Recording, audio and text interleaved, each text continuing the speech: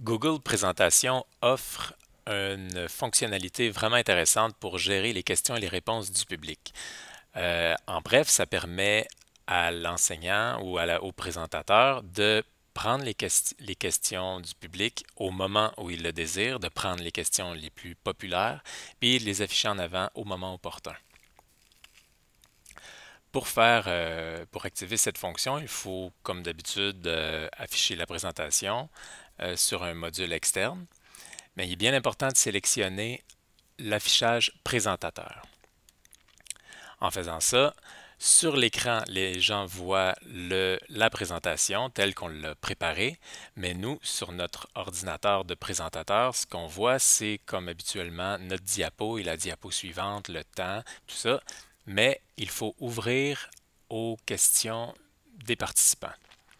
Il est possible de démarrer une nouvelle séance ou encore d'utiliser une récente séance qui a été faite.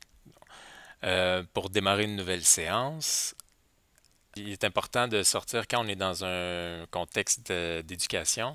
On peut ouvrir à tout le monde ou réserver les questions à la commission scolaire à laquelle on fait partie. Ce que ça crée, c'est une adresse web à laquelle il faut se connecter avec notre appareil. Voici la procédure pour se connecter comme si j'étais un participant à une présentation. Donc, je m'en vais sur le navigateur de mon appareil, qui, dans le cas d'un iPhone, est le plus souvent Safari ou Chrome.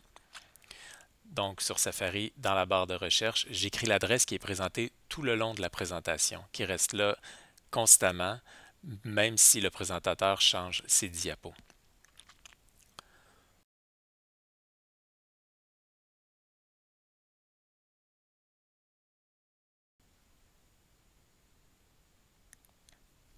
Je peux poser une question. Je peux la poser de façon anonyme, mon visage disparaît, ou je peux garder mon identité. J'ai 300 caractères que je peux utiliser et je l'envoie. Là, on voit qu'une autre question a été posée par quelqu'un d'anonyme. C'est une question qui dit est-ce que ça fonctionne sur tous les types d'appareils? Je suis d'accord avec cette question, je l'approuve, je trouve que c'est une question pertinente, donc je mets le pouce en l'air. Ce qui est bien pour le présentateur, c'est qu'il a accès à toutes les questions.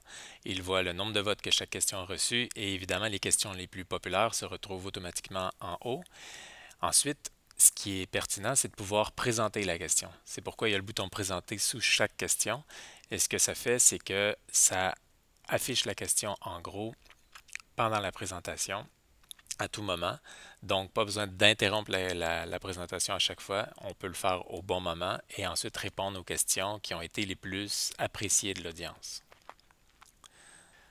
C'est une fonctionnalité qui ouvre vraiment beaucoup de possibilités créatives pour un enseignant ou n'importe quelle personne qui fait une présentation, en espérant que ça a répondu à vos questions et que ça vous a inspiré.